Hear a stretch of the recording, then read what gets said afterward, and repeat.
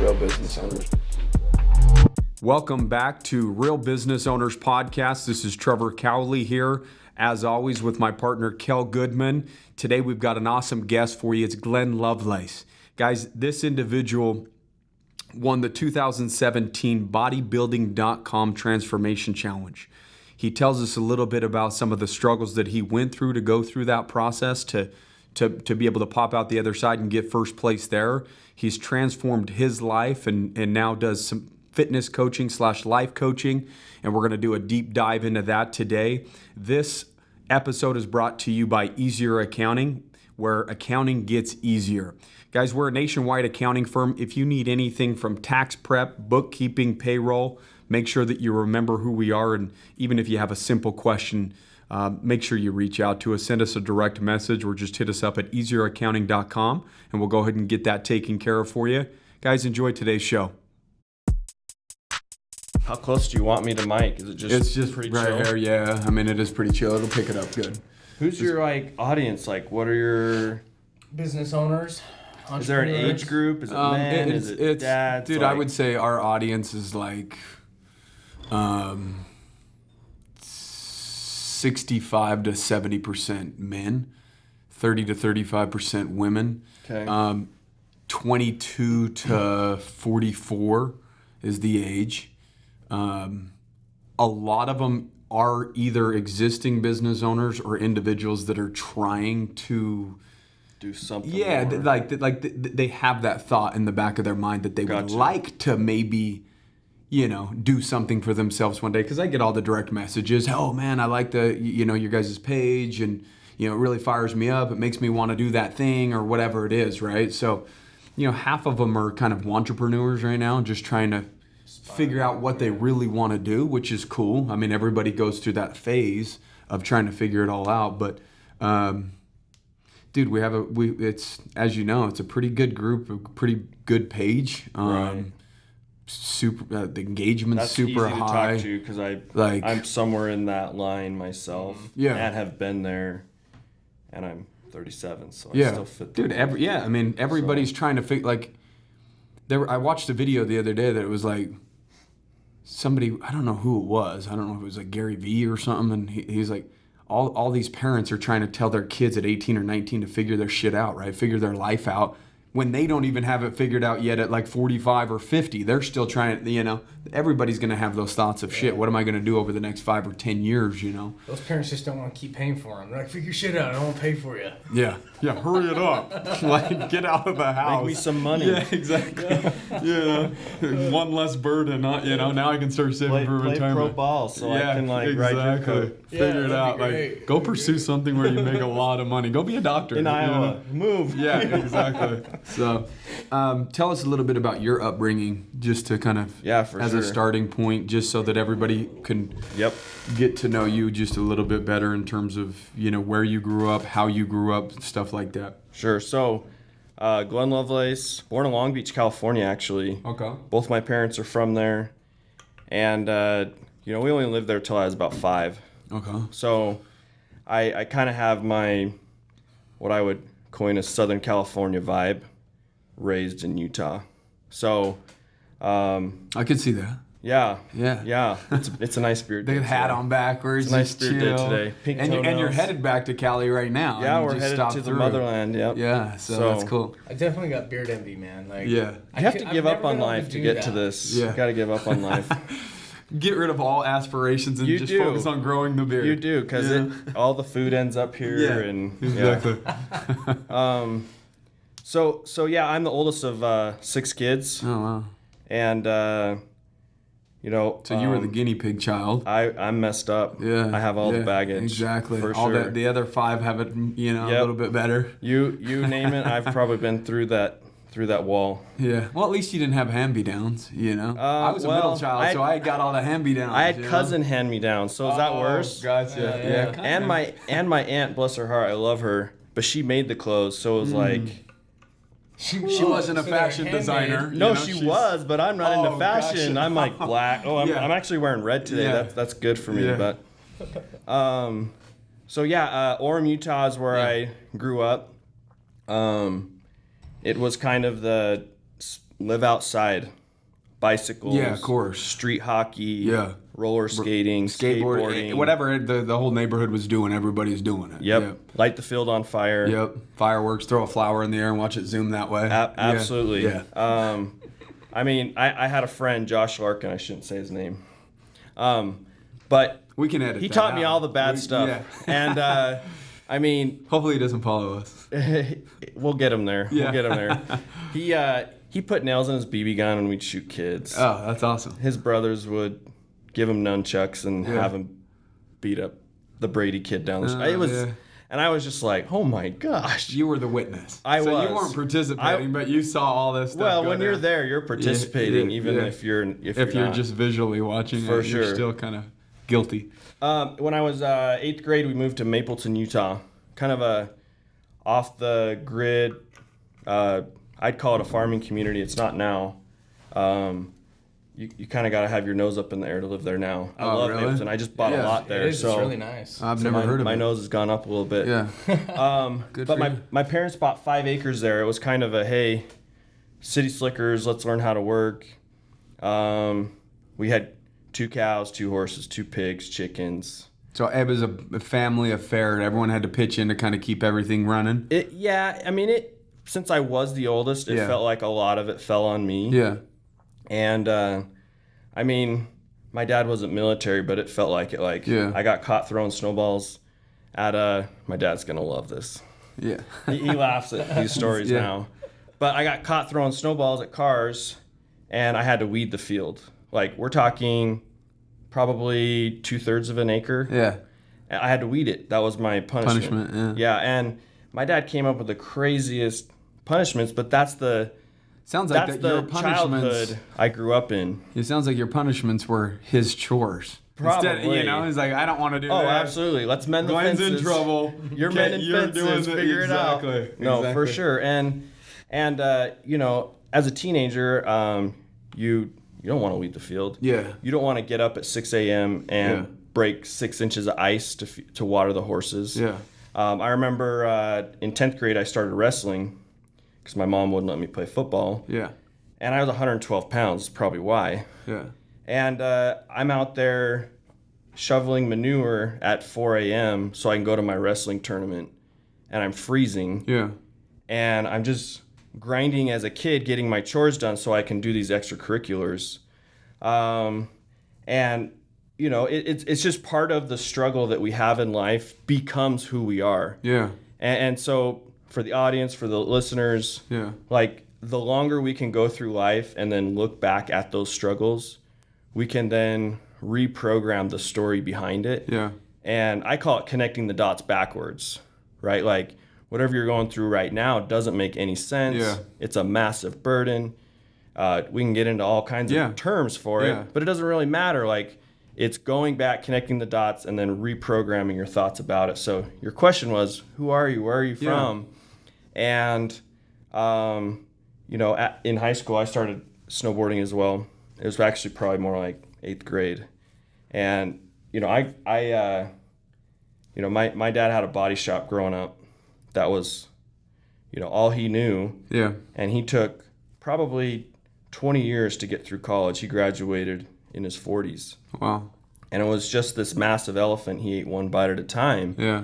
And it was a burden on the family because that was his time. He was an LDS bishop at age 28, which, if you're in that's Utah, a full-time job in of itself. Yeah. When you have church duties like that. Yeah. absolutely. Yeah. And here he is, young family, moved from California, gave up a thriving business there, and he's struggling too. And one of the taglines he always said was, Glen, like, I've never been a dad before. Like, Yeah. I don't know what I'm doing. I'm doing my best. I'm giving you everything I got. Yeah. And so I get back to snowboarding, right? So that was a huge release for me. I went twice a week for years. Religiously. Yeah. Yep. And if I kept my grades up, my parents gave They me were the green cool with light. it, yeah. Absolutely. And, sports and snowboarding don't mix. So I eventually, quit. That became a story of my life too, is quitting too soon. But I quit wrestling my senior year, and I wish I wouldn't have. Yeah. Because I put on 40, 45 pounds. Yeah. junior to senior year, I was in the gym. I was Pushing focused, yourself, yeah. but I wanted to play. Yeah. And I did serve an LDS mission in Philadelphia. That was gnarly. Yeah, I bet. I saw people get shot, Yeah. ran over. Wow. I jumped down on the subway for people. Wow. I had a gun put to my head a few times. Wow. And I thrived there. Like, that was Glen chill. Like, You feel like you thrive in struggled situations? absolutely. That's If where it's you rise up. high stress, Yeah. dangerous situations. One of the guys I was with when we did get a gun pulled, he's like, dude, you were like cool as a cucumber. And he was literally, trembling and shaking. Yeah. Yeah, so, that obviously shaped who I am. I got married pretty young. I have 5 kids myself. I've gone. You done? I'm done. She's You're not. done? I'm done. She's not. She's pulled what she can out of you. There's one more apparently. Yeah. There's always one more. Yeah. Right. That's how you break arms and elbows. One more. He's having one more too. Yeah, that's so, what he says. Yeah, so. He's got 5 too. Yeah, I'm rocking the 5. Yeah. 4 boys, a girl, right in the middle. You shouldn't need more than one hand to count your kids. Oh my goodness. So, No, you do lose track. You're like, well, who's in charge? You're in charge of counting how many bodies are in You there. do, I'm sure, that one thing where when you get upset, you yell like 2 different kids' names before you get to their, yeah. Whatever your name is, knock that shit off. You're done. Yeah, you are done. All of you are done, actually. You're all grounded. I don't care. Yep. No more Xbox. That's funny. Another thing to add to the story, and I'll let you kind of navigate, but Yeah. I've had almost 20 surgeries. Wow. Mostly Just ears and sports nasals. Thumb separated both clavicles, 4 knee surgeries, hernias, carpal tunnel in both hands. Sleep apnea. I've got issues. I have really, really bad feet. I have plantar fasciitis in both feet, and so all these things have shaped who I'm becoming. Yeah. You know what I mean? And I say becoming because I'm not done. Yeah. Like, It's you're ever evolving. Right? absolutely. Yeah. And that's where I'm really thriving is rather than avoiding those struggles, I'm like seeking Trying to them out. find it, yeah. I'm trying to find it.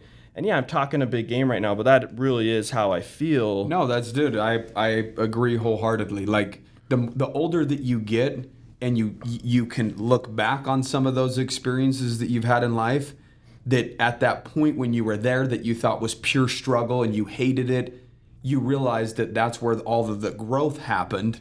And so as you get older and you can connect those dots and you realize that, okay, well, growth happens because of struggle, then you eventually start seeking out struggle so that you can force yourself to evolve. So it makes complete sense to me. And to add to that, like you've had substance abuse issues. You had an early kid. Yeah. And there's a lot that went on between then and now. Yeah.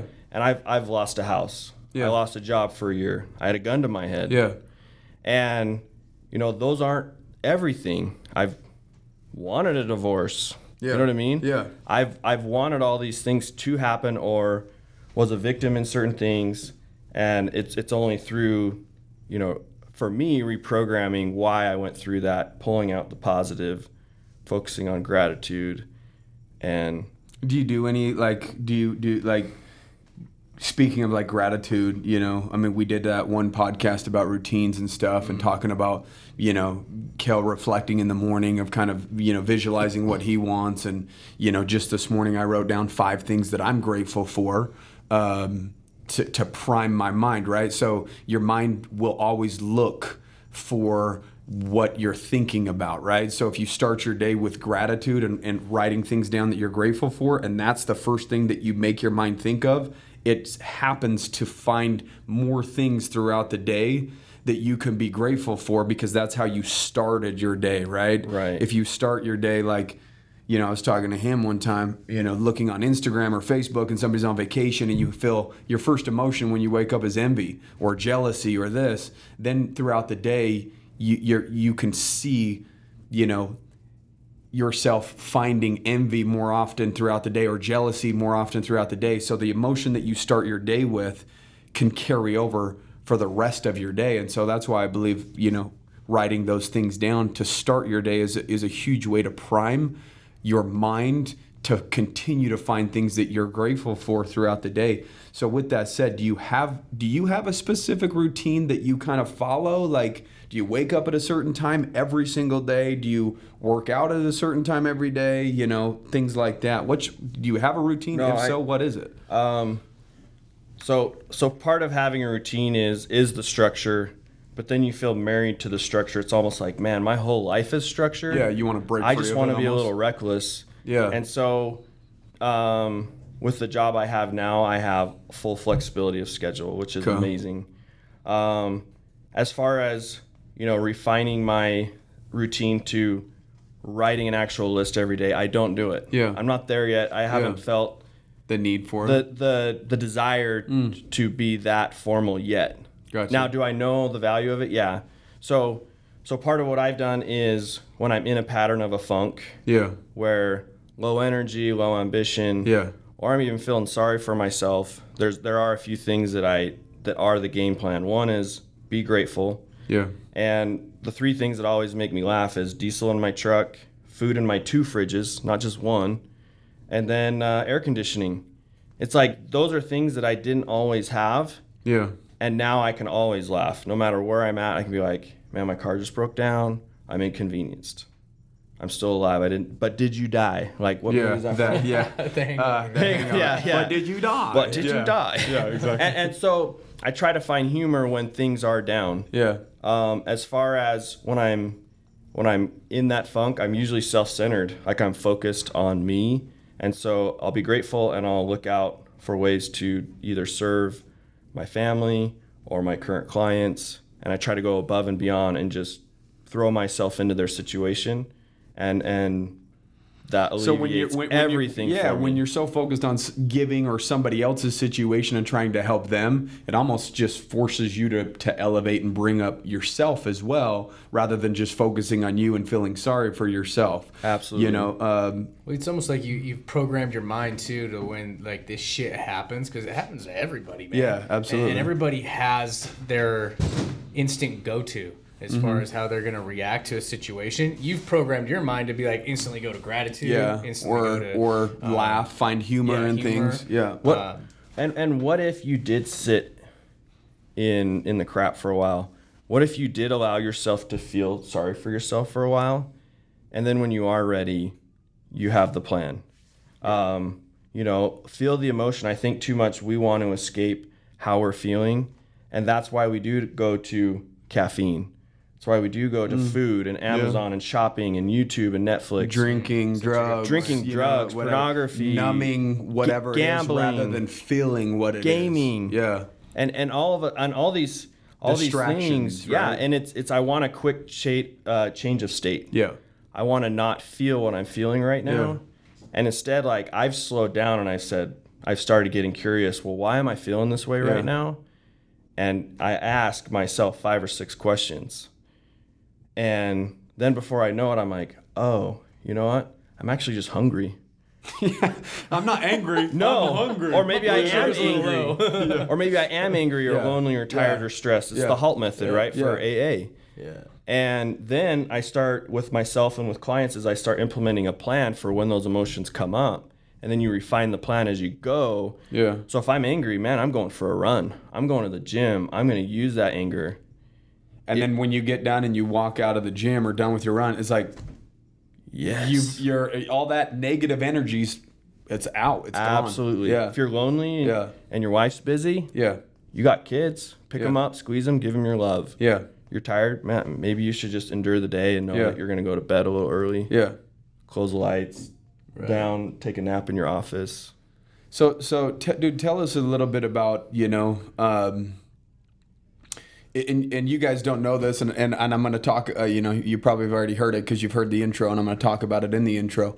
But Glen did win the bodybuilding.com transformation challenge in, a couple years ago, year and a half ago, something like that, right? April 2017, they showed up with a $100,000 big giant check. fake check. Yeah. Hey, the pictures look nice though, Oh, it right? was You awesome. take pictures with a big check. Heck yeah. Take it down to the bank and see if you can deposit it. Yeah, they didn't take it. It took a few weeks for the transfer. real one to finally hit. But can you, obviously that's evolved into what you do now, but can you take us back to kind of the day? Because I specifically remember getting out of, I've always loved the gym and working out just like you, in high school and, pushing myself and stuff. But, after that, a period of time, I everyone kind of lets themselves go. Maybe not everybody, but I bet a lot of people slowly lose that desire and let themselves go a little bit. And I went through a party phase, drug phase, all that stuff. And so, I got to the point where I was out of shape, and I had a newborn and I was feeding my daughter at like 4 a.m, bent over, looking down at my stomach because my shirt was off. And that was the moment that I kind of said, shit, dude, like I got to do something about this. Like, is this really where I'm at right now? And from that moment on, we lived in a little townhouse, little garbage townhouse, with one car garage. We never parked in it because the one car was the garage was so small you could barely even fit a car in it. So I turned it into a little gym and started kind of, making that change. What was the reason for a transformation for you? Was it just the fact that there was a challenge, or was these thoughts already coming to you and that just, lit a fire under your ass? Or what kind of take us through that, Right. I'm ready to change moment, you know? I'm a long talker, so Okay, go for it, I man. love painting the picture of why I think the way I do. As a young 5-year-old, I'd stuff paper in my sleeves, and I called muscles knots. Apparently, Knots. Check out my knots. And check out my knots, Dad. Yeah. And my dad was a bodybuilder in the 70s. Okay. And so I looked at his pictures, and I'm just like, whoa, daggum. Yeah. And I want to be like that. Yeah, absolutely. And my dad, I'm 5'10", 200. Right. And my dad's 6'2", 220. And so growing up, he was always just massive too. Yeah. And so being small until I was even a senior year, I was always small. I started working out as a sophomore. My first bench max was 135 pounds, and I was stoked. Yeah. Hey, once you get to the one plate. One rep with a plate was amazing. Yeah. And so when you introduce being married and kids and a job and school, and for me it was 3 jobs, and then you introduce stress, you introduce relationships like with your wife. Yeah. Trying to navigate that, being a dad, navigate jobs, navigate fitness, all the stuff. And then you throw on all the real stuff, the trials that are coming. Yeah. And then you do turn to all those things we talked about as a change of state. Food is an easy one. Oh my God. And I still, daydream about food. Yeah, I'll take a 4x4 right now. Absolutely. So, delivery. And so some of the similar thoughts I had as you is, for me, I was on the toilet and my gut was between my legs. Yeah. And you get back from the lake, and a month later you see pictures and you're like, gosh, damn. That's what I look like? That's what I look like? Because in the mirror it's like, it's not that bad. Well, you always try to find. Bad. I was telling Jeremy just the other day, I'm like, sometimes when you're getting out of shape, you like try to find the angle where you're like, okay, it's still kind of there. Off. You pull some fat down, you're like, there's an ab. And then you crop it. Yeah, Nipples up. yeah, exactly. And so it's like, you lie to yourself a little bit in terms of how bad it really is until you hit that like moment where you're just like, oh my God, I can't believe this. Something. Yeah. Out of breath tying shoes. Yeah. Climbing a few stairs. And then you throw the kids on too. Yeah. Dad. Later. Yeah. And my kids stopped asking. Yeah. And at first they I knew was it was like, a no anyways. Yeah. After a period of time, I trained them. You programmed that. I programmed them. Yeah. That dad was going to let them down. Yeah. And eventually that regret and remorse turned Built into up. my fuel. It was like, I can't be that guy. Yeah. You know what I mean? And yeah, I am working 2-3 jobs, but the time's going to go by. Yeah. And my dad, he was really good about taking the older generation's advice, where maybe they work too much. and now their kids are gone and they missed that phase of their kids.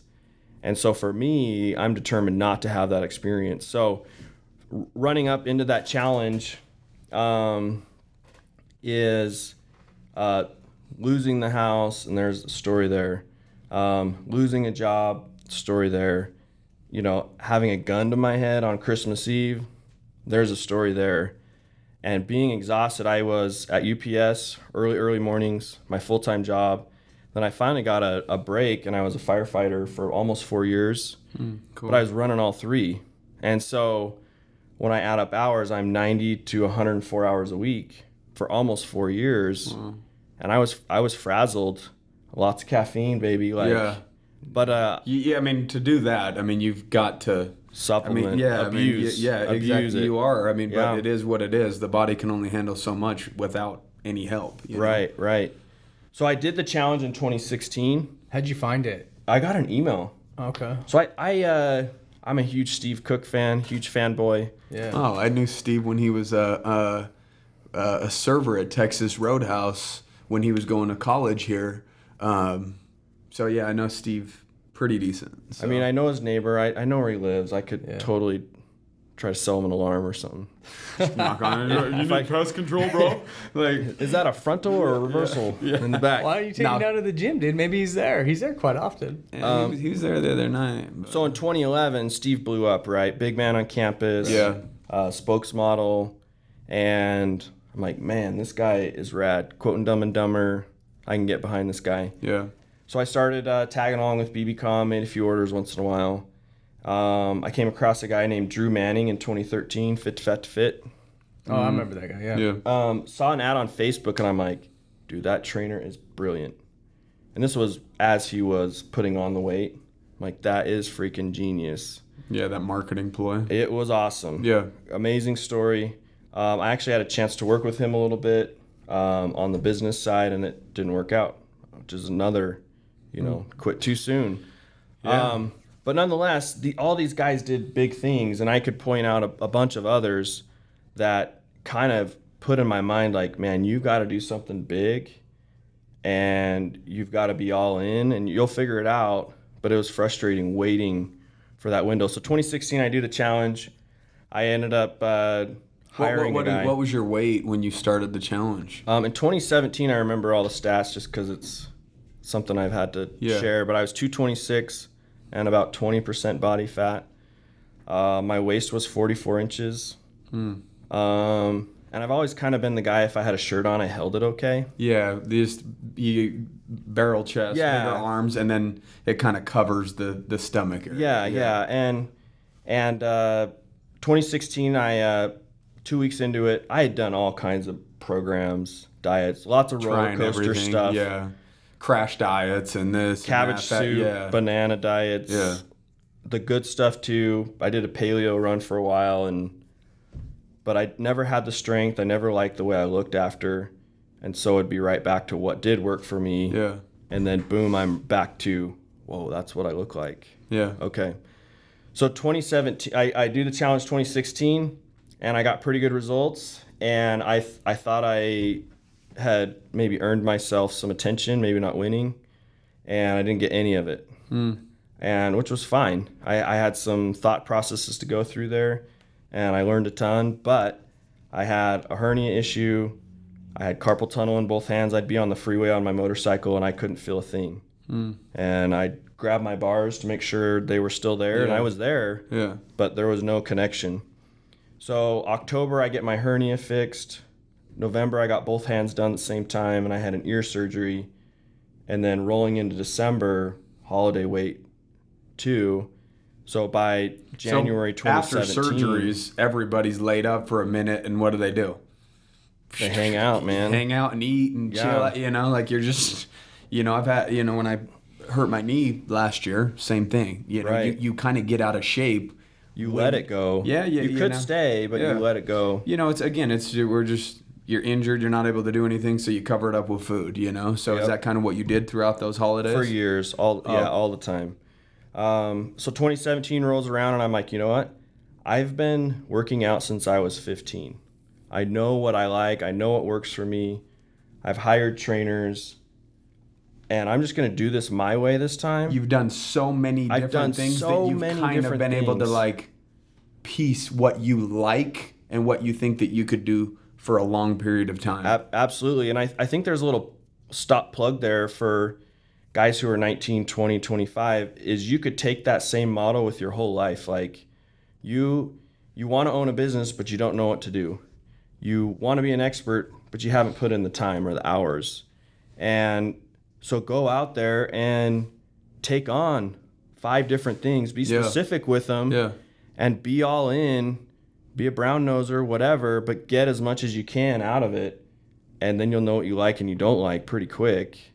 And so with the meal plans and diets and all that stuff, that's kind of where I was at with it. So I do the challenge, and I'm using PTO. I quit fire, which honestly, quitting that job was a harder decision than it was to get married. I didn't want to get married. That's how much I loved that job, but I gave it up because I'm like, this has to be the break. And I've been able to. Would you say that you got obsessed for that period of time? It was just like you woke up thinking about it, you went to bed thinking about it. Every second was meticulous. I was okay if my family left me. Really? That's how serious I was. You were just all in on you. And of course, I'm not okay if my family leaves me. That was just kind of the mentality that you had. Exactly. It was all Glen. Yeah. It was all Glen. Yeah. You had to be selfish during that time to get what you got. Yeah, and I knew it was a small burst. Yeah. I knew that it wasn't forever going to be like this. Mm-hmm. But now I'm trying to do that with my business. Yeah. And I'm having a hard time because I've created such an awesome space. Yeah. For myself, my wife, my kids, and my current career, that I'm having a real big struggle with being all in on the business. Yeah. And so it's slow. So the challenge, I'm getting up at 2 a.m., going to UPS. I go to the gym in between jobs, and then 2-3 days a week at the beginning, I'm going at night. It's during the winter. And then as the last month rounded, I'm going every day, twice a day. We're talking like 3-4 hours a day. I'm eating perfect. I think I had 3 ribs that weren't on a plan. Like over that long, over 12, 14 weeks. Like wow. There was no the error. Challenge is like a 12 or 14 week. It's a 12-week burst, and if you sign up early and submit your pictures, you can get 2 weeks on the front end. Which I knew it was coming. I knew the politics. I knew what they were looking for, and I played the game hard. You went into it knowing like I'm gonna win this shit. I did, and I'm an emotional dude. Like I'm okay with crying. Yeah, no, but cool. I would be on a treadmill, imagining them coming in with my check with my name on it, almost every time I was on that freaking treadmill, and that's how intense I was. And I told people from the get-go, like, I'm winning this. And, of course, they look at you like, you're setting yourself up for a huge disappointment. letdown. Yeah. And I had a few friends send me texts that were not very nice, and they've affected my relationships with them, which is great. It's been a great experience to go through that. You have to go through. I mean, it doesn't matter whether in life in general, you will evolve out of friendships, period. Like, that's just the reality of it. Everybody's going to go down different paths within their life, and you could have a friend that you've had for 15 or 20 years. You're just slowly fading down different paths, and then by the time you realize it, you're way over here, they're way over there, and maybe your guys' goals, dreams, and your desires don't really match up, and you don't want to hang around people that don't really have matching goals, dreams, or desires, because it's not going to serve you and what you're trying to accomplish. Absolutely. Right? And guess what? All that crap's okay. Yeah, it's all okay. It's all okay. You'll be fine. You'll probably be better They'll be off. great too. Yeah, you can still love them. You can still show up at their funeral, pay respects. Yeah, that's for about real. it. You can still give them a thumbs up on IG. Yeah, exactly. If you can tolerate following. Yeah, exactly. So this is a really 2 quick stories on this challenge. It was late February, and I took my boys to this trailer lot after church, and we just sat there. And we have dirt bikes, and Like, seems like you guys have fun with those. we do. Yeah, it's cool. We Build the jumps and all that. we built I love that. jump. The neighbor's gonna run us out of the hood, out of but business. Yeah. but I go there and I'm like, okay, what trailer are we buying when we win? And they're like, well, no, I'm like serious. I'm like, we're buying this trailer, win or lose. Like, we're buying this thing. And so we picked out what would be my dream trailer. And I wanted to fake it till I make it. I wanted to play all these games that I'm learning and hearing and seeing other guys do. And I've done it in small ways with, I want to have that car or that dirt bike or that Harley, even though it's used. That's still a success statement because I did that. Yeah. And so the trailer became that thing. So you're a big believer in visualization. I'm not very good at it, but I'm freaking good at it. Yeah. What I'm trying to say is I can do it on the little things. And this challenge, after they showed up and I finally made it home and I laid on my bed, the sun's coming through my window and I was utterly exhausted. And I was like, man, my dream just became a reality. Like, that was a moment like I'll never forget. Yeah, I guarantee because it. I did Yeah. it. I finally did something. You said what you were going to do, and it happened. And at that point, Empowerment. everybody's baby. wrong, and you're right.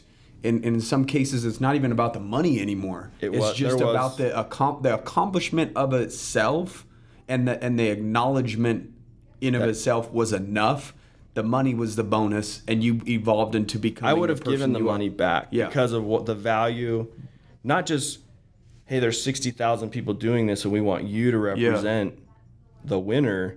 It was, man, I set out on a crash course to do this and I did it. I did just enough to earn the luck or whatever you want to call it. Yeah. 3 weeks before the challenge ended, though, I almost quit again. Wow. One of my favorite stories is 3 Feet from Gold in Think and Grow Rich. I think it's in that book. Does that story sound familiar? I don't read much. Okay. Yeah, so I need to get better about it. That's one of my goals is to start digging in and Cool. and a lot of people say I'm not a good reader, and I've heard people say, well, that's bullshit. Like, Right. If you keep telling yourself that, then yes. But everything in life you have to practice to ultimately get better. So you might not start out being a good reader, but start reading and forcing yourself to do that. And so that's one of my goals. But 3 Feet from Gold. So 3 Feet from Gold, and I'm going to butcher the story, but I'll tell it how I want. Butcher it up, no? So we're talking gold rush, mid 1800s. Yeah. This guy sells everything and gets out to California, buys some land, increases his knowledge, tries figuring things out. He finds some little honey pots here and there, and eventually he runs himself out of money. And obviously in California there's fault lines, there's earthquakes. And the story goes that he, had, again, I'm going to tell it my way, but I think at home he had borrowed money to finance this from friends and family. And I'm doing this. I'm going to come back and make you all rich. Yeah. And he had that walk of shame back home where he didn't make it. Well, the guy who ended up buying it ended up hiring some experts at the time to give him advice. Turns out that thread of gold was 3 feet removed because of a fault. So, I don't know my geographics? I don't know. What's rocks and dirt? Geology. Geology. Thank There you you. go. Saves the day. Yeah, Kel's coming Saves the through. day. Geology. Yeah. You should put the G in geology, Heck bro. yeah, man. So anyway, this guy, comes across one of the biggest, rushes in that time, and this guy gave up. He was 3 feet from it. And so, ironically, I'm 3 weeks away from finishing, and I'm done. I've beat myself up. I'm not going to make it. You're exhausted. I'm not going to look like the guys who win this thing. Yeah. And I called the girl who won it the previous year. Her name's Charmaine from New Jersey. And I just said, Charmaine, I'm sorry, but I think I'm done. Like, I'm arguing with my wife all the time. I miss my kids. And I'm coming up with all the reasons to validate why I should Why it's okay to throw in quit. the towel. Yeah. And they're all great reasons. Yeah, most excuses are valid excuses, but it still ends with excuse. Everybody can find a valid excuse of why they shouldn't get up in the morning or, do this or do that. I mean, but again, an excuse is an excuse is an excuse. It is. And it gets exhausting when you give in all the time. Yeah. And she's like, Glenn, you know what? I think you're making a huge mistake. Just so you know, I was in the same boat. And I think you really need to, even though every week you've improved and you've done more every week with what you had, like it's time to really double down and just finish something, like finish strong and know that no matter what the outcome is, you gave it your all. And that There's became still my a sense of accomplishment. Absolutely. Yeah. Just absolutely. finishing something. Yeah. So I had to detach from what my result or hopeful end goal was, which was win, and you had to change that mindset to finish for me because of all the other things that I've done that I haven't finished. Absolutely. And I need that sense of accomplishment, seeing something through from the beginning to the end. Perfectly said. And so when you finish something, and that's a big message I take to clients is, look, like this is where we're headed, and no matter what you do, you don't quit. Yeah. Like, you can suck it up along the way. You'll want to. Over and over and over. Absolutely. The mind will start playing the tricks on you, telling you, hey, you've done a good job. Yeah, you're better than you were. You can have this cheat meal. You've done a good job. You can take the day off, right? Right. And so that became a part of the experience where it's like, man, I was so close. And it became, what if I do quit? And I mean, imagine my life quitting then. And I can't even think of what my life would look like had I not finished. Win or lose, just the lessons I learned in finishing, keeping my personal commitments has completely changed my life. And now, rather than the meal plan with people, I say it's commitments. These are our absolutes. That's why 75 Hard, if you're familiar with that, Andy Frisella's little challenge. Yeah. It's not little. You say little challenge. Dude, it is one of the hardest things I've ever done. Guaranteed. And it's simple. Read 10 pages, man. I was up at 1:30 a.m. reading my 10 pages. And that's why and where are you at right now? Aren't you doing it right now? Or I'm day 49 Sunday. Now, I was day 34 and I fell asleep. I didn't get my pages in. And rather than, man, I'm going to read double or triple as punishment, I'm like, man, this needs to be an integrity thing for me. Yeah. I'm starting over. I had two brownies and I started over. But you 2 brownies? It might have been 4. Yeah. Now you're downplaying it. But yeah, it was the edges. I couldn't resist. Dude, that's. I mean, the reality is like even in a workout or in life or in business, you know whether or not you're giving it your all. You know whether or not You cheated. Yeah. You can say whatever you want to everybody else, and they might think that you're really cool or whatever, but you still have to go home with yourself at night and sleep, with yourself, right? And if you know for a fact that you didn't complete something the way that it should have been done, it will eat you up. Yeah. And moving forward in life in general, that will not serve you. It's better just to be self-aware and honest and say, man, I screwed up. Out, yeah, it's time. I couldn't hack it. Yeah, if you justified, and slapped a Band-Aid on it, like I'll do 20 pages. Tomorrow. Yeah, you could have done that. I'm sure these guys in the challenge have and done talked about it. And I've seen a couple people say that they finished, and Andy's been pretty frustrated with some of the people that say that they've done this or that, and he's like, I can tell you haven't. Right. Like, because I already know what you would look like. Right. After the fact. So. Well, and part of the program for those who have it, you should look up his podcast. Yeah. Is 45 minutes workout outside and then a 45-minute session doing whatever what else you want to do. But it's like easy to justify, man, I'm mowing the lawn. That could be my outdoor one. Yeah. And it's like, no, it's not. Like, the only person that is not a freaking workout. No, but the only even if you push the mower, it's not a workout. The only person you're doing a disservice to by justifying those things is yourself. Yeah. Like, let's be real for a minute. Like, that's what it is. Like, you're only shortchanging you because you are the only person going through it, not everybody else that you're trying to say that you did that for. Are you doing it for everybody else, or are you really doing it for you? And that's the real question that you need to ask yourself. Because if you're doing it for everybody else, you won't be able to survive. It's too difficult. Business, life, whatever it is, right? And so you have to be honest with yourself, have integrity, and do the things that you do, and do it for you, and make sure that you see it through. And Glen's doing a good job of just being honest with himself and saying, hey, it's time to start over. And so I'm on my 4th try. On your 4th try. I'm on my 4th try. That's how difficult it is. Yeah. This is more difficult than the bodybuilding.com I'm challenge. good at doing these things. Yeah. But doing them 100 every day, that's where the magic hits. Consistency.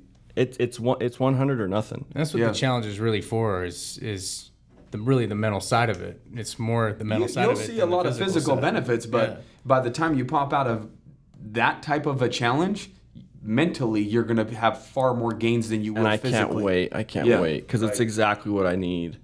And I'm doing okay in my other areas. Yeah. My business, man, I got to pick it up. Yeah. And I know that this is the link. Creating that level of discipline and getting to that I'm not other coming side. home till I do these 2 things that are so simple, and I'm avoiding them all day. Yeah. And that's going to be a game changer. It's all stuff that everybody could do, but not everybody will do. It's ridiculous how simple it is. Yeah, it's like it's you look at it on paper and you're like, oh, that's not too bad. Stupid. But doing something consistently over a long period of time, that's the difficult part. It's not difficult to work out one day here or there or eat good for 2 or 3 days and then go get that 4x4 we were talking about. Sorry for bringing that up, dude. It doesn't even faze me. I haven't had fast food in a long time. In a minute? Yeah. No, I mean, Cafe good. Rio, is that fast food? Kind of. It's borderline. It's in between. Yeah, but Wendy's, McDonald's, I can't handle it anymore. Yeah. It's kind of sad. Yeah. Yeah. Get you feeling sick. That's a good thing, though, man. Yeah. I mean, I've been there, and I've been on both sides of that. And it's, It makes a difference. Dude, honestly, I've been thinking about doing the 75 hard for a minute, but I've just been like... So what's holding you back? So I've had like... I'm down like 65 pounds from where I was, and I've just been kind of happy where I'm at. I'm like, I don't want to go do all that right now, but I am to the point where just for the mental side of it, and... but you're right, dude. You got to get into the point. You got to get to the mental side, a point where you want to really go in and do it for you, not just go do a challenge because everyone's doing it and say you did it. Yeah. You know, and so, but dude, I think I need to do it. Yeah, Kale was, was it October or September last year? You were, what was your weight? 230. 230, and he's what, 170? 168 right now. 160, you know, I've done it before. I've done it a couple times. When dropped back down, and then, dude, it's the yo-yo of starting back over, you know. So here's a tip to that is the roller coaster has been highs and lows, right? Of course. For me, when I came off that challenge, I had pressure to stay, which isn't necessarily possible to be, I wasn't stage worthy, but to run around stage worthy all the time is not healthy either. It's not. Right. And it's not reality either when you've got all these other hats and you got wearing. kids and job and Are those excuses? Maybe. But the reality is I don't want to live that structured. Like that. Yeah. So what I did is I put a cap on what my weight was going to peak to. So if you're at 168, I'd say, man, if your scale gets to 178, that's when you fire up. I do that. You don't go to 230 ever again. I do the same thing. Literally, I have a benchmark that says if I get to X, that means I got to get my shit into gear. Right. So, same with your bank account or your business account. Like anything. you see that? True. Such a good point. Is on. Yeah, you should. It's uncomfortable. Yeah, I mean, hey, if I'm under 10 grand or 20 grand or 50 grand, whatever your number is in your bank account, at that point you should turn it up, even if it means getting a second job for 6 months to get it back up over that threshold or whatever it is. But you're absolutely right. Well, and a thought on that is Ed Milet. I know you guys love Ed. Oh, yeah. He honestly has saved my life. Some of the stuff that he has said, I've been following him since 2004. Yeah, wow. Before all the social stuff. Yeah. And he talks about that thermostat. Yeah. Where it's like, man, don't let it cool back down. Yeah. And it's hard to figure that out.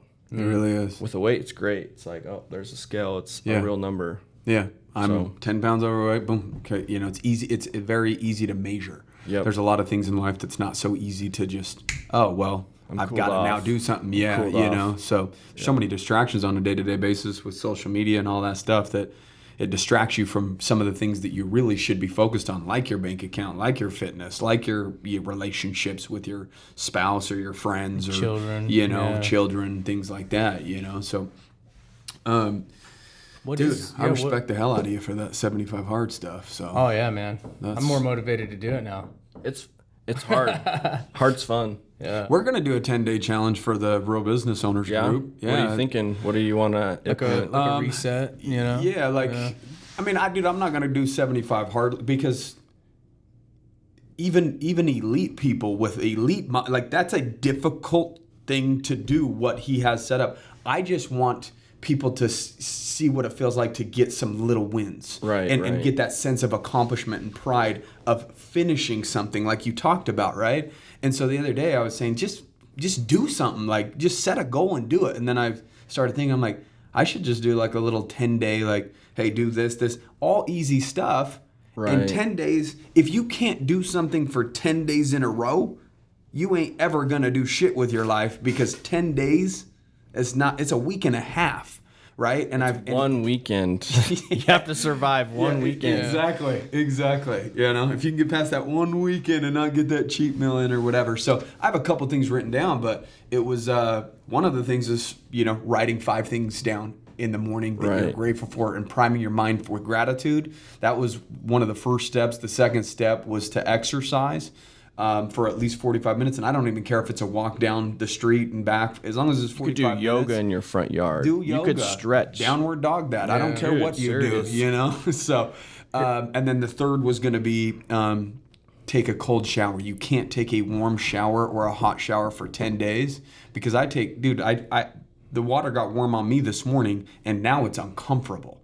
Like I get like I feel like I'm sweating in the water when I take even a warm shower. I enjoy the feel of now cold water, but at first I didn't. I do it in the winter. Cold showers. Dude, the winter, it is harder in the winter because I've done that. In the winter. But when you wake up and it's where we live, 100 degrees, 110 degrees in the summertime, and you start your day with a workout and exercise, having a cold shower actually feels good when your body's hot. That's why I say exercise, then get in the colder shower. Because getting out of bed and jumping right into a cold shower, that's much more difficult. Yeah. But even Tony Robbins is a big believer in shocking your system. Shocking your body. The level of alertness that you'll have without caffeine or coffee when you get out of a cold shower, and your showers are much shorter. So you don't... let's be real. I'm laughing because, dude, this is on my list, and I can't get this one. Dude. I can get in a cold bath. Yeah. I've even thought about getting a deep freeze and plugging it into my shop. Just sitting in it, because I can't do a shower where I'm like... Dude, you got to get your armpits up. It's so cold. You open your butt cheeks. Ooh, it's cold, dude. So, but my showers they're not 10, 15 minutes anymore, or whatever. Right. They're like 2 minutes. I get in and get what I need done, and I'm out, but I'm super alert. So I do love the feeling of being awake and alert right when I get out of the shower. So that's, those are 3 things that I have written down. And the next podcast that we do is actually going to be about the 10-day challenge, and it's going to be on our 10th episode. And Magic. So, and then I'm going to basically break down some of the things that I just barely did, why I believe these 5 items should be done on a day-to-day basis for at least 10 days. And then you can just kind of vibe how you feel. And if you like it, continue to do whatever it is that you like to do. I think that's the toughest part is a lot of people do these challenges, even like a cleanse. Like I remember, because I'm like you, dude, I've done all the freaking diets trying to figure out what works for me. Every time I did a stupid ass cleanse, it was like I just fucking gorged after the cleanse. It didn't really the toughest part is like, dude, you did this reset, you did this cleanse, you did this challenge, and then you just freaking gorge afterwards. Like the toughest part is to now stay with a healthy routine after that. 10 days is just a little reset. Like I want to challenge people, like, dude, this is a reset, but now use the momentum to go into something good and healthy and maintain those better habits that you've just created. Don't start going backwards and gorging. A lot of people try to reward themselves, right? You're not a dog, bro. Yeah, exactly. You don't need a treat for going to work.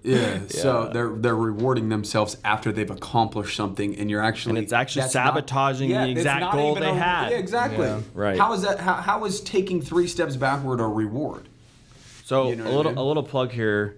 With my background, I just came up with this. It's a program called the Simple 7. Okay. And the idea is everybody has a few things on their list they know they could do that would get them results, and they're just not doing it. Yeah.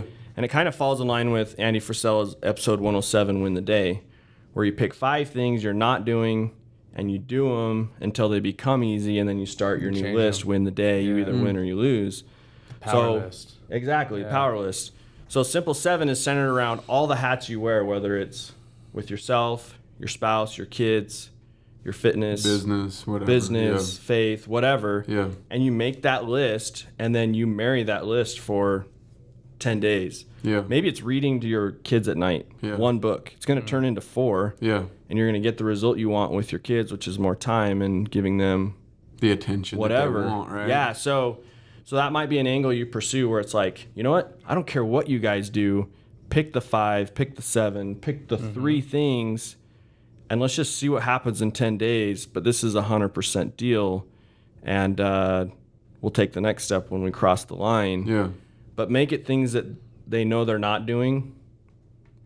And I think, I don't know, maybe that's Things too you're not much doing. flexibility. No, A lot dude, of people I are like like, that, man, Glenn, just tell me what to do, and I'll do the exact thing. And so maybe you start there, and then you add on. And then say, that's what I was going to do, is I was going to do very concrete things for just 10 days, and then after that might be wise, and actually. say, like, okay, now pick at least 3 of these 5 things and continue to do them, and then add the 2 that maybe you feel like you should be doing, whether it is reading to your kids or whatever at night, or listening to at least, maybe we should do that, listening to at least one podcast every day for 10 days, because that's part of self-development. Right. Yeah, listen to ours.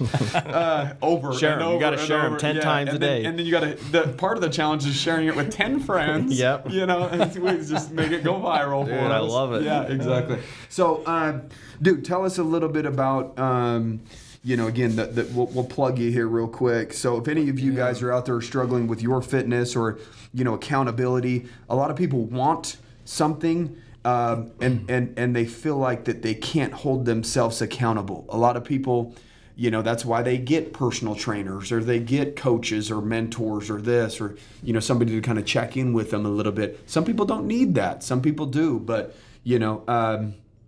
if you're feeling like that you need somebody to kind of vibe with and help you set goals, fitness-wise, food-wise, what else do you focus on? Is it just kind of fitness, food, or do you focus on priming the mind and self-development, or So how far do you take it? So the program has evolved as I have evolved. Gotcha. As I've noticed what I need and what other people need, and I think my program has moved in a direction where it's not so much what people are asking for, it's what they need. Yeah. And so it's really hard to get through the door. And so I kind of sneak in by saying, hey, you're fat, let's do something about it. Or you're not happy, with your current health situation.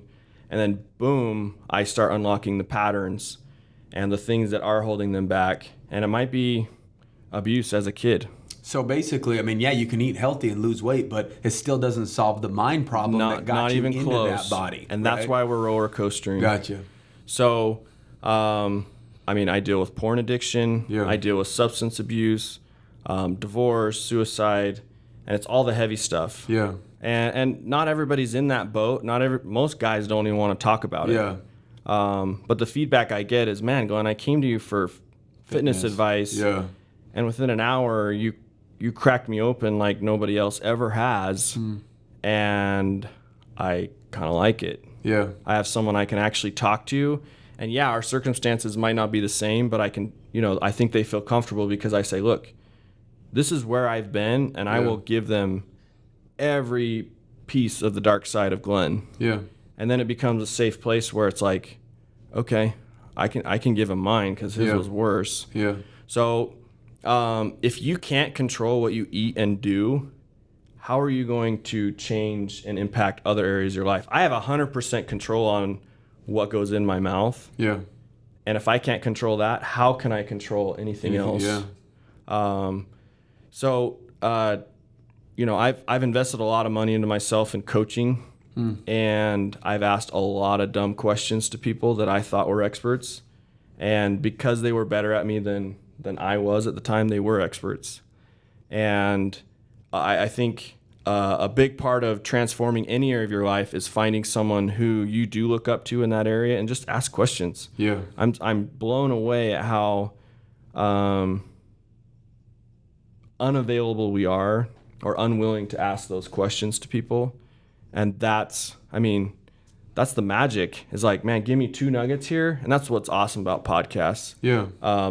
The issue is you overconsume you get stalled out by overwhelm, and then it becomes, what's the easier, faster path to get the result I want? Where's the magic? Everyone wants the secret or the shortcut. Yeah, and that's where these 100-day challenges come into play. Is it's like, one challenge I set up for myself is I'm going to run 2.5 miles for 100 days straight.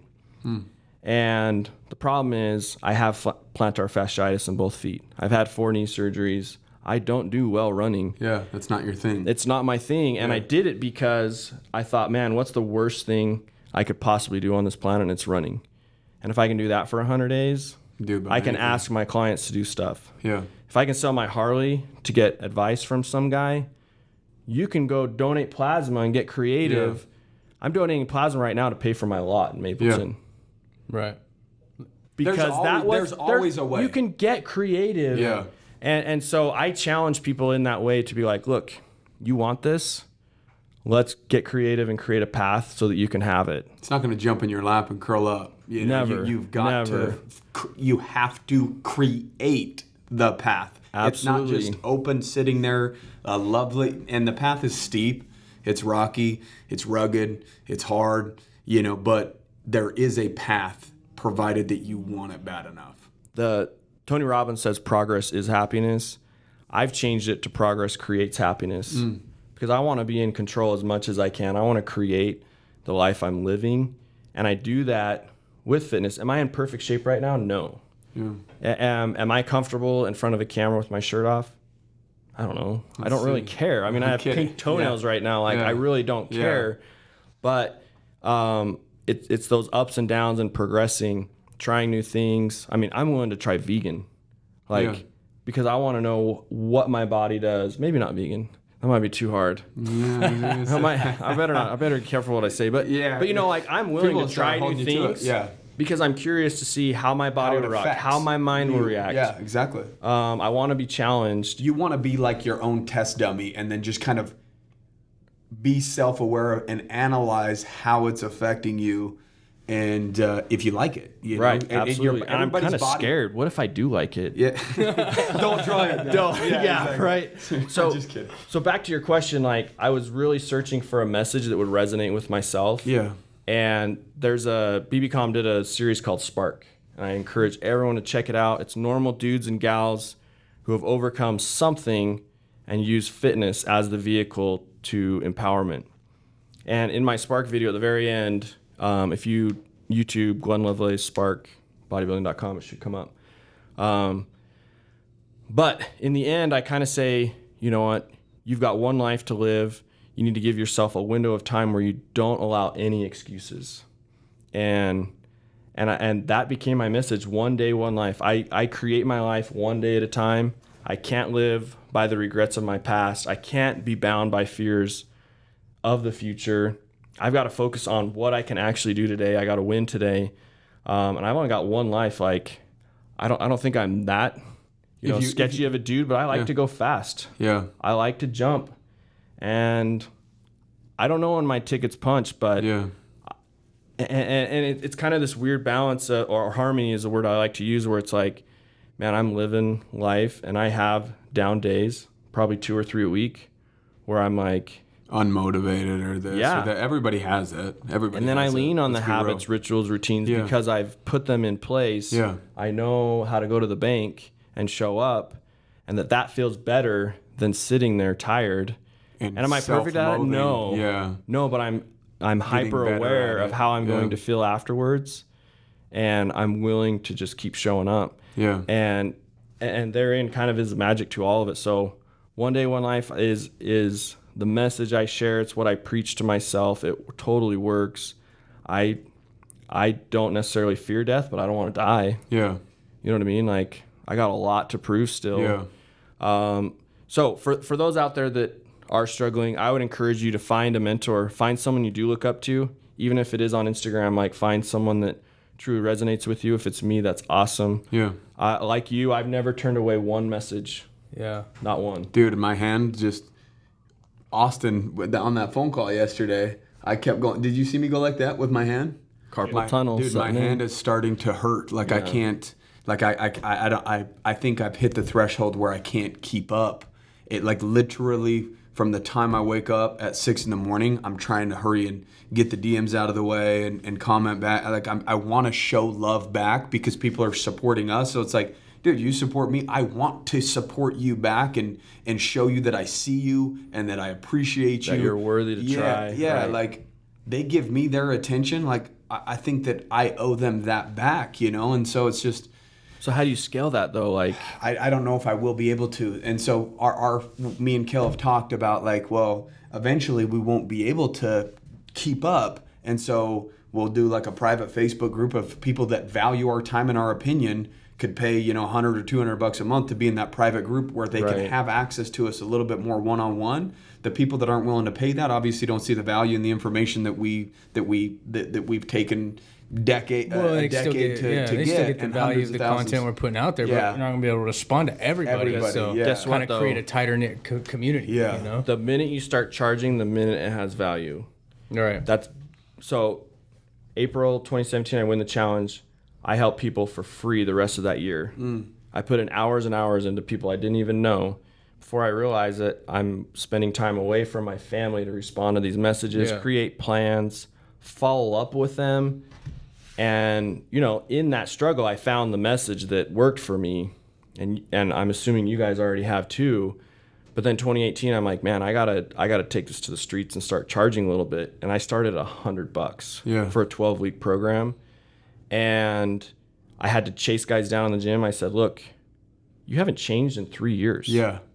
Are you frustrated? We've all seen the people at the gym that go daily, but there's not one change at all. They're not switching it up. They're just kind of going through the motions. Which is great. Yeah. Kudos for nothing. Kudos for going, but do you want something for that effort? And I went to the guys like that, and they're like, sure. And we got awesome results. Then from there, I started charging more and giving more and finding what they needed. And I'm still not very good at this game, but there is no plan B. I know it sounds silly. I've burned the boats, the bridges, the island. Like, it's gone. Like, whether this is a side hustle or a passion, like, I found it. Yeah. I found it, and I freaking love it. That's awesome. Well, it's because you believe in what fitness is the vehicle to finding yourself and finding discipline, finding confidence, finding, that carries over in everything. That's why fitness and business go so much hand in hand, because if you can do this on a day-to-day basis over here, then you might have the discipline to be successful in business. And if you've done what you've done so far in the fitness industry, now you're bringing the fitness and the business side and kind of merging those two. And right now, I feel like the 600-pound guy in the gym with a business. I'm like, I know I should be doing all these things. Yeah. And I'm not giving myself enough credit because I am doing them, but I want results a lot faster. Everybody does, dude. And that's where I'm selling my Harley. I sold my F1. Yeah. I'm doing all the things that wasn't willing to do before. Those things created my success and my personality, and I belong on a Harley or a bullet bike. I don't care. Like, if it goes fast or is loud, like, I'm down. And so to reprogram and give those things up so that I can make progress is super empowering. Like, there's nothing like spending $2,000 on a 2-hour phone call when you're ready to vomit and you're like, man, that's a trip to Disneyland almost. And I'm going to spend it on a 2-hour call. Yeah. And then when you step into that, you're like, man, I wish I had $100,000 that I could blow on myself right now because I would do it. So whether it's your $100, $200 Facebook group, like, that's the kind of stuff that moves the needle, because now you've put value to that information and you're a lot more willing to do it. And we'll still give a lot of information. No, you have to. You have to nurture that relationship. Dude, I would get so many messages about the value that we've already been bringing through podcasts and through that. That won't ever end. That's just who you guys are. But at the end of the day, but I'm not going to be able to answer every direct message like I have been, like giving advice and. Don't you want results for them, though? Yeah, I mean, that's what I'm going to say. I mean, once you start, I like how you worded that. Yeah. Once you start charging is when you create the value. It creates the value for them. The person $39, dude. Yeah. At least it's hitting something. Yeah. When people spend money, they take it more serious, too. Let's be real. If everybody's doing free this, free that, they could quit 2 days in because it didn't cost them anything or whatever it is, right? So is the worry that you're just another one of those programs and offers? Because I kind of feel that way. It's like, man, I'm another fitness guy shouting. I wanted to make sure that that people resonated with us and the message. You've done a really good job.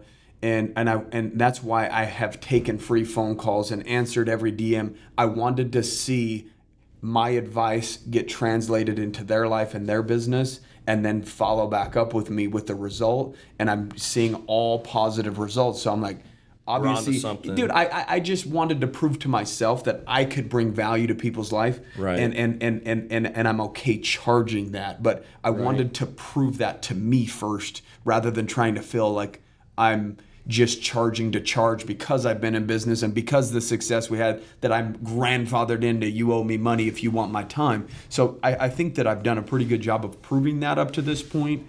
And, I did set up the Facebook page just the other day and announced it, and we'll slowly move towards that. And again, as I get carpal tunnel, I think it's coming closer and closer to that time where the DMs kind of just get shut off. Yeah. And, if you want access to us, they'll have to, be inside of that private Facebook group. But, dude, I want people to know where to find you, man. So it's GLove. GEELOVE. I know there's a couple. 00. 00. So year I graduated. So yeah, there you go. Nice. Yeah. So GLove. That's on Instagram. I remember being jealous Yeah. in high school of the guys that got to graduate. And, double O. Like I wanted 99. They got like named the Millennium class, all this stuff, and I was 1 year off, man. I graduated 01. And, so so this is Instagram for all you guys out there. It's, again, GEELOVE 00. So that's how you find Glen there. Facebook. Just Glen Lovelace. I have the One Day One Life page there as well. Okay. Website or anything like that? GlenLovelace.com is the site. It was up and running, and now I'm turning it into a membership site where it'll have 3 tiers. And it's kind of the journey process where it's Simple 7, then it's more life coaching. I have a really hard time with that term. I'm coming to grips with it, but that's what I am. Like I have tools and resources that will help anybody on this planet, and that feels pretty gnarly to be able to say. And then the third phase is kind of you set up your personal journey, fit to fit, your 100K challenge, your 75 hard, but you set the rules and the terms and the dates, and you apply all these strategies and tools. And so GlenLovelace.com is a site. It's not up right now. It's not where you want it yet. Right. But look forward in the next 2-3 weeks, and it'll be. I mean, this Instagram is great. I think this podcast will hit what next? Is it on Wednesday? Next Wednesday. So I mean, So by the time you guys listen to this, follow up on that website within a week or two. For all your listeners though too, like I have a transformation guide. I charge $27. It's yours free. Just send me a message, a DM on Instagram. In it, I basically implement how to create your own plan and how I did mine. And what was really cool is the guy who won the challenge in 2018 found me, used the guide, and set up his own program, and he won. So I kind of have this like back-to-back that's badass, title, thing. And did I train him? No. Yeah, another guy did, but it was the spark. It was the spark that got him going, and that's what I want to be. Is like just a spark. Man, you guys, like your potential is unreal. Yeah, and we're not tapping into it, and the time's going by. So that's cool. If listeners, followers want it, just send me a message. Yeah. I like that you struggle with the word life coach because it's brutal. There's so many bad things. I mean, there's so many people that give life coaching such a bad name, but dude, it needs people like you because it is a real thing. And it is, there's some good ones out there too, and we need more good ones because there is some kooks, man. I don't give a shit who you are. Human struggle is human struggle. We all deal with it, right? The difference is some people can navigate those waters themselves and figure it out and pop out the other side. It's okay, to ask for help. It's okay to reach out to somebody that's navigating those waters and is 10 steps ahead of you. Maybe not 100 steps. Maybe you're not worth $100 million, but even if you were, they wouldn't have access to you. Right. So luckily you're not worth $100 million. So they do have access to you and you are 10 steps ahead of a lot of people. We're available right now. Yeah, exactly. It won't always be that way. Exactly. I mean, I know a guy who charges $5,000 just to step into his office. Exactly. And you're coming off 4 years of counseling, therapy, help, right? Oh, yeah. Did it 4 years Early straight. I did that from 08 to 2012, 4 years straight. And dude, I'm a totally different person, man. Like totally reprogrammed my whole mind. Still got struggles. I want to be better. Yeah. But dude, the person I was then versus you now. have tools now and you have experience that you can lean on. Right. When the stuff does show up, it's like, I got this. How to handle it. Some people don't know how to handle it. What if your what if your mom doesn't get along with your wife? I don't know. You know what I mean? I'm in that boat. That's why I've had to figure this stuff out. Yeah. You know, and you take all these circumstances. What if you hate your job? What if you hate yourself? Like there are so many things. So would you advise people, even if it's not necessarily a pure fitness goal, if they just have certain goals that they're trying to reach just in general, and they kind of want somebody to kind of, as a soundboard, just kind of bounce some things off, reach out to you and, you know, vibe it out and see if there's some synergy there? Absolutely. And I do offer a free strategy call. Cool. It's usually about an hour. It usually goes 2 hours. You want to pick your clients too, probably. You know? I'm a yes man right now. I'll be honest. I'm a yes man. Hey, eventually this is my program. Yeah. And then they say no, and I say, well, what do you want? Yeah. All right, let's do it. Yeah. I'm here for you. Like progress is progress for me and you. We're helping each other. And, you know, that really resonates with me is, dude, I've been in the trenches. I've been in the trenches. Further than the So let me ask you this real quick before we kind of wrap up. Just, I mean, you have a lot of life experiences. You've been through some struggles. You've had some wins in your life. You know, what young or old, you know, there's a lot of people that are out there struggling now, that are in the struggle, that are in the trenches, right? What would be your advice to your younger self, let's say 5 years ago, that you think that would be valuable for a lot of people to hear, right? Like, Glen, you need to focus here, or you need to be doing this. This is the way out. Like, what would be your advice 5 years ago to your younger self that may resonate with a lot of people right now? I mean, I would go back to my early 20s even, and I would say stop resisting and avoiding and just face stuff. I would hire mentors and experts a lot sooner. Oh, yeah. Amen to that. I would cut myself some slack and say, man, you got time, you know. Be patient. Be patient and be willing to experience it. Another big one for me is trying to people please and fit in the box that I think other people have for me, and maybe they don't, and I just think they do, and maybe they do have that box, and you got to break through it. So college is a big one for me. Oh, yeah. If I could go back, I wouldn't change anything now, but would I take that money elsewhere? Absolutely. I just didn't know what else to do. Yeah. I mean, I had a girl break up with me because, hey, what do you want to do with your, I don't know, have fun? Snowboard? Yeah. She's ready. She's ready to figure out somebody's got her shit I'm sure together. her dad's like, yo, you're hanging out with a Lovelace kid? He's a good guy, but his future doesn't look so bright. He's doing in his 20s, you know? So. Oh, man. That's funny. So yeah, like I would, if I'm going to spend money on college now, I know exactly what I'm doing. Yeah. I just have a hard time. Don't go into college without a sure path of what you don't do it for somebody else. And if you don't know what you want to do, go into sales. You can go into sales, but you know, money well spent would probably be more self-development rather than educational development. Right. Would you agree with that? Absolutely. I mean, I have friends with 50 to 100 grand in debt from school. Yeah. They're not using their degree or not fully. And now they're working 2 or 3 jobs like I was to dig their way out just to get by. And of course, you want to provide your wife, kids, yourself with experiences along the way. So you got to still live. So now you're going into more debt to live. Yeah. And I just don't know if a doctorate in sociology is going to help you be a social worker. I don't know. An art degree can get really, I mean... Maybe you'll meet your wife there. Yeah.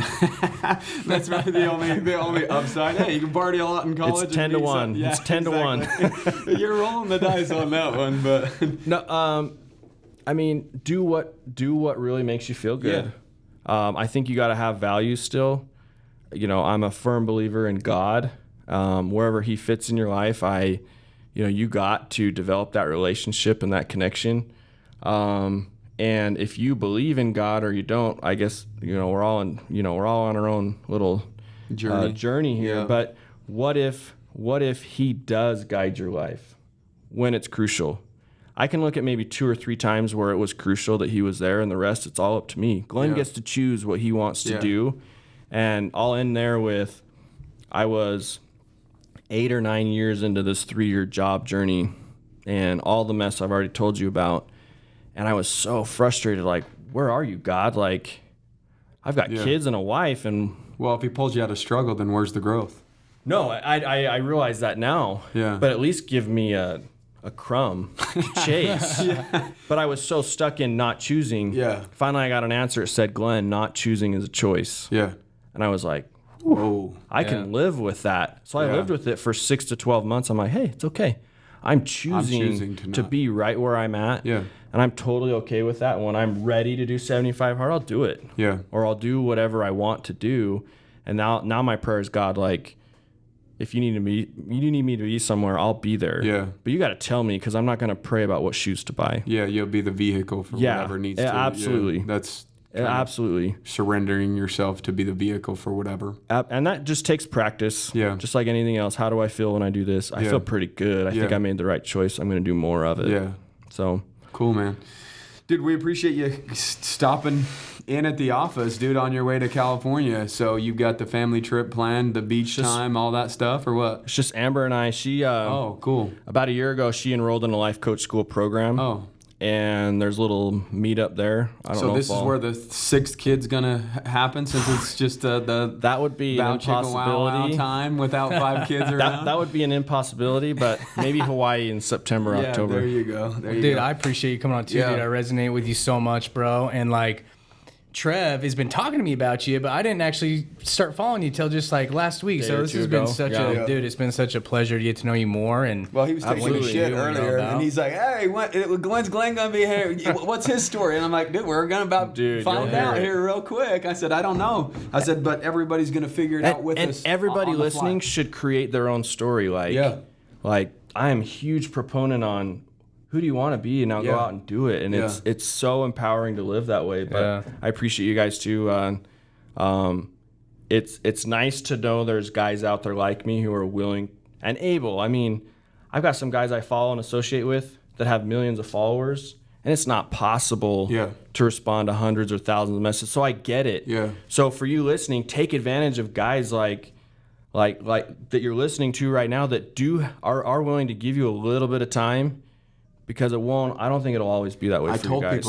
I told people that, when we had like 3,000 to 5,000, I said, listen, I'm answering every direct message. I'm doing what I can. And I said, I have a feeling that this I won't be able to do this for much longer. So if you guys do have questions, reach out, and so. Come join. Like, let's do this together. Yeah. Right. So, I love it. Cool, brother. We appreciate you coming in. And guys, if you enjoyed the episode, make sure you share with a, friend, family member, even people that you hate. Share it with them so that... Especially if you hate them. Yeah, exactly. Be the bigger person and share with everybody. Make sure that you rate and review this podcast as well. We've got a lot of... what do we have? 19 reviews now? Is that what it was? Something like that? All 5 stars. So we appreciate that. But keep them coming, guys. Thanks for listening.